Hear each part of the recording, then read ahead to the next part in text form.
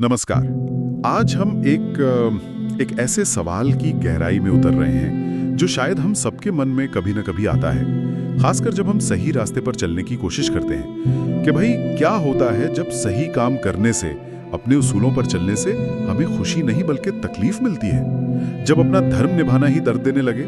जी बिल्कुल। और ये कोई सिर्फ किताबी सवाल नहीं है ना, ये तो जिंदगी की उन असली कश्मकशों से जुड़ा है जहां हमें लगता है कि अरे जो नैतिक रूप से सही है वो शायद हमारे अपने आराम या खुशी के खिलाफ जा रहा है। ये एक बहुत ही मानवीय द्विधा है असल में। हाँ बिल्कुल। और इसी उलझन को थोड़ा समझने के लिए आज हम अमीश त्रिपाठी और भावना रॉय की किताब Dharma decoding the epics for a meaningful life के एक खास अध्याय पर बात करेंगे। उसका शीर्षक ही यही सवाल पूछता है, क्या हो अगर आपके धर्म पालन से बहुत दर्द हो। तो आज कोशिश रहेगी कि हम इस किताब की मदद से धर्म, नैतिकता और ये जो निजी पीड़ा है, इसके इस जटिल रिश्ते को थोड़ा बेहतर समझें। हाँ, और देखिए, चर्चा शुरू करने से पहले ही लेखकों का एक मुख्य विचार समझना बहुत जरूरी है। ये पूरे अध्याय की बुनियाद है एक तरह से। वो कहते हैं कि धर्म का रास्ता हमेशा आरामदायक हो ये जरूरी नहीं है। मतलब इसका पहला मकसद हमें आराम देना नहीं, बल्कि हमारे जीवन को एक दिशा देना है, एक अर्थ देना है। अगर इस नजरिए से देखें तो शायद दर्द का होना उतना भी अजीब ना लगे। सही बात है। तो इसी विचार को आगे बढ़ाते हैं। किताब में जो मूल सवाल उठाया गया है वो यही है ना, अगर धर्म सही काम करना है तो फिर कभी कभी इससे इतना दुख क्यों मिलता है। अक्सर हमें लगता है भाई अच्छा करने वालों के साथ तो अच्छा होना चाहिए, पर हमेशा ऐसा होता नहीं दिखता। बिल्कुल। और किताब इसका जवाब देती है धर्म की प्रकृति को समझाकर।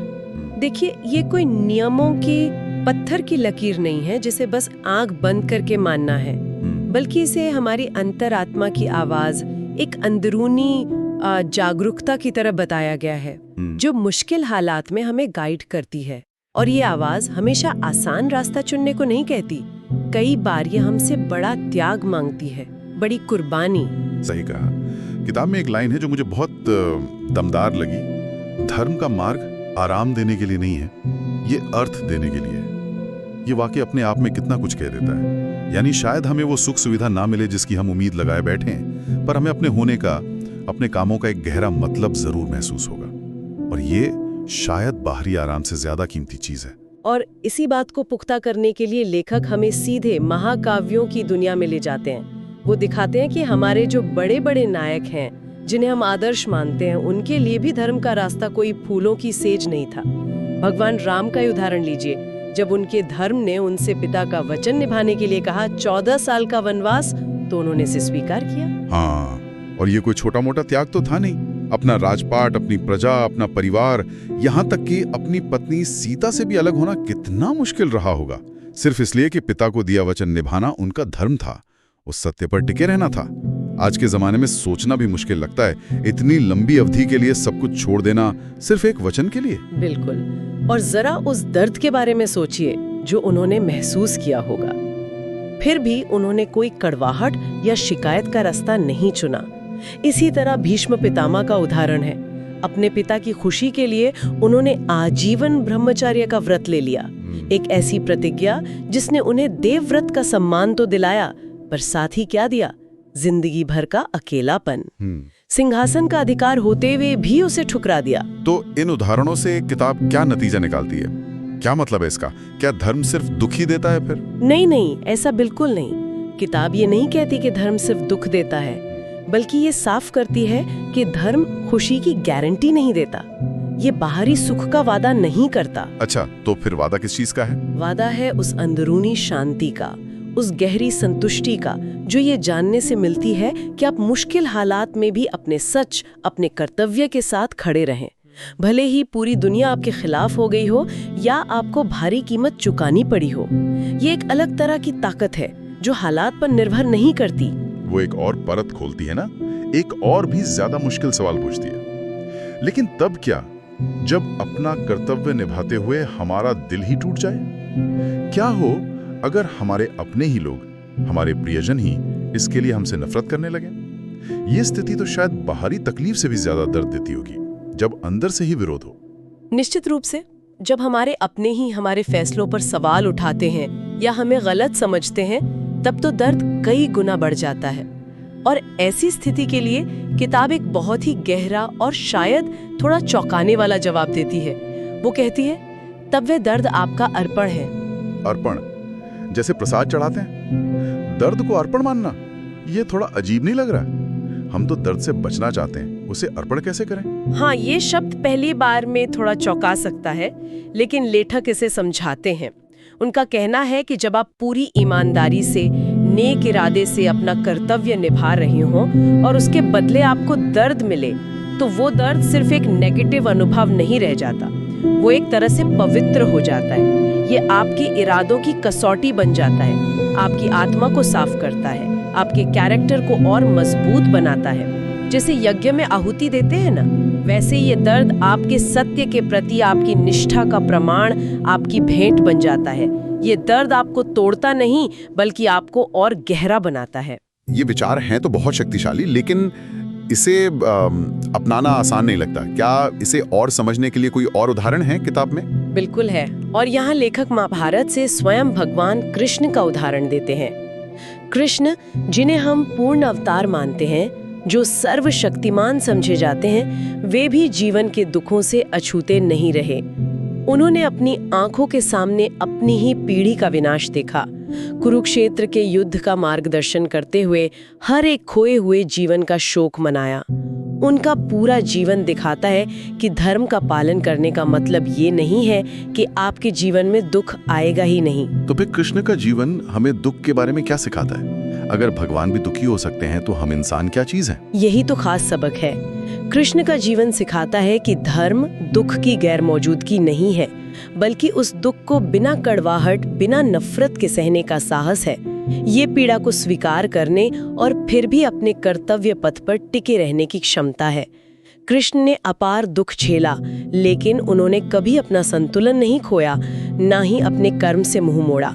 उनका जीवन हमें साक्षी भाव से दुख को देखने और फिर भी अपना बेस्ट करने की प्रेरणा देता है। अच्छा, तो ये जो पीड़ा है जो धर्म के रास्ते पर चलने से मिलती है, ये सिर्फ सहने की चीज है या इसका कोई और मकसद भी है? क्या ये हमें कुछ सिखाती भी है? इस पर किताब क्या कहती है? हाँ, बिल्कुल सिखाती है। किताब इस पीड़ा को एक शिक्षक की तरह देखती है। ये हमें कई जरूरी सबक सिखाती है।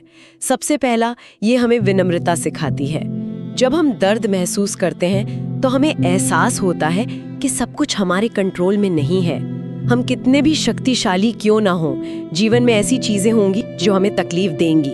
और आपने कंट्रोल की बात की, क्या ये उस भ्रम को भी तोड़ती है कि हम सब कुछ कंट्रोल कर सकते हैं? बिल्कुल।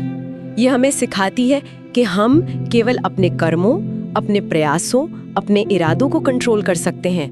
उनका नतीजा क्या होगा, ये हमारे हाथ में नहीं है।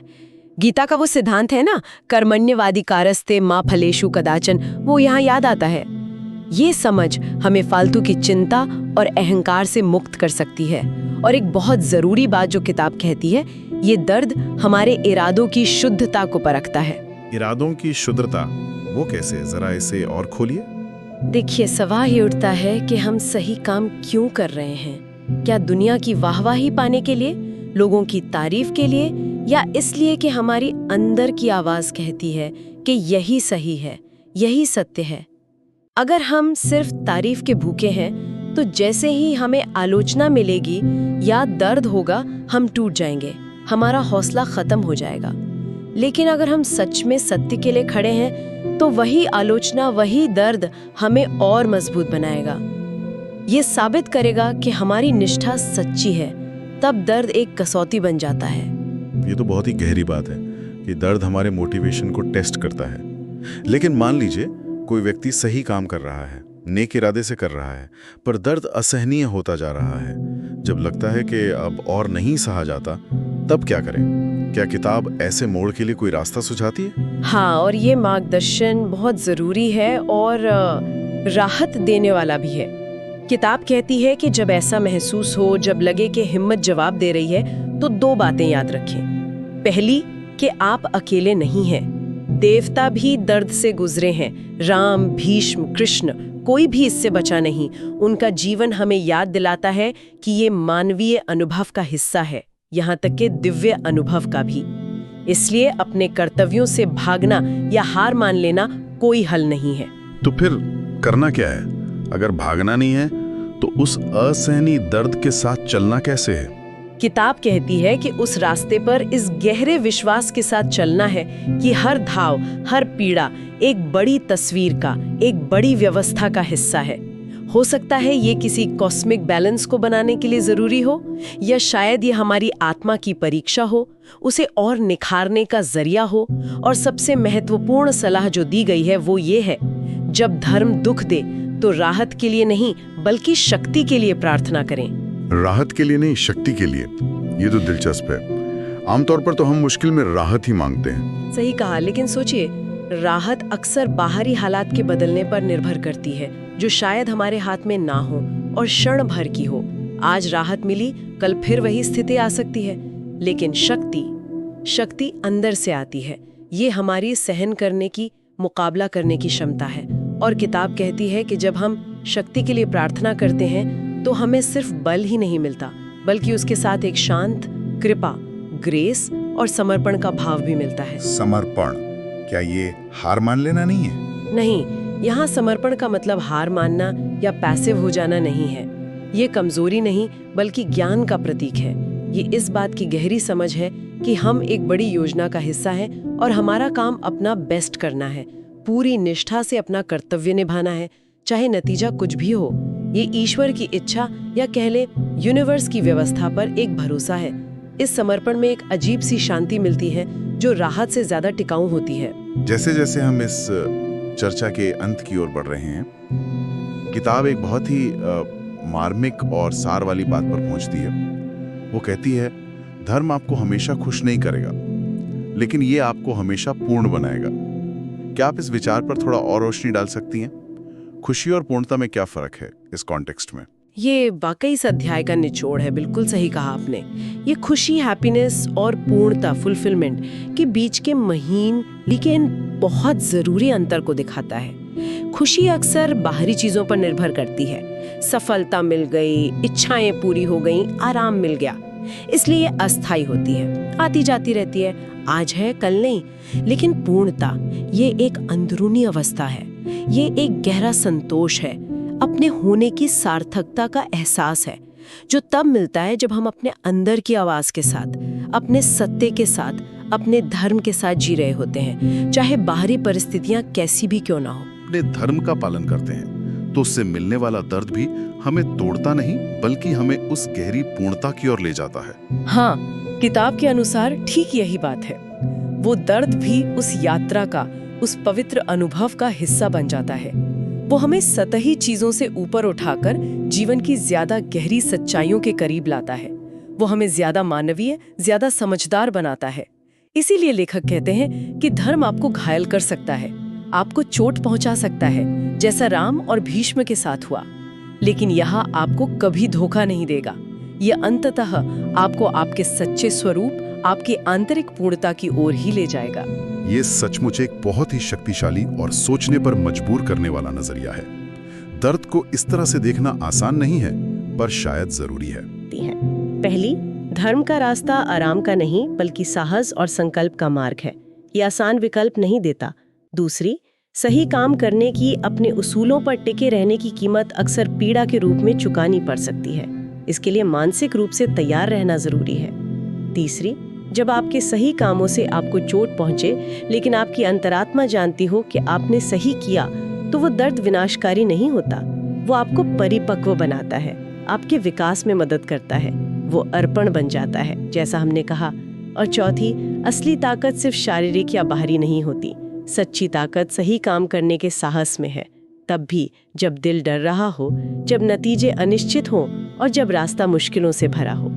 शक्ति राहत में नहीं बल्कि उस दर्द को सहकर भी टिके रहने में है। इस चर्चा ने निश्चित रूप से मुझे तो बहुत कुछ सोचने पे मजबूर किया है, और शायद हमारे सुनने वालों के लिए भी अंत में एक विचार छोड़ना सही रहेगा जिस पर वो खुद मनन कर सकें। किताब खुशी और पूर्णता की बात करती है, तो सवाल ये उठता है, क्या जीवन में सच्ची स्थायी पूर्णता बाहरी सुख सुविधाओं या आराम से मिलती है, या फिर वो धर्म की इस चुनौतीपूर्ण, कभी कभी दर्द भरी राह पर चलते हुए उस दर्द को स्वीकार करके अपने आंतरिक सत्य के साथ ईमानदारी से जीने में मिलती है? ये वाकई एक गहरा सवाल है जिसका जवाब शायद हर किसी को अपने अनुभव और चिंतन से ही मिलेगा। इस गहन विचार विमर्श में हमारे साथ शामिल होने के लिए आपका बहुत बहुत धन्यवाद। ये वाकई एक महत्वपूर्ण विषय था। अलविदा।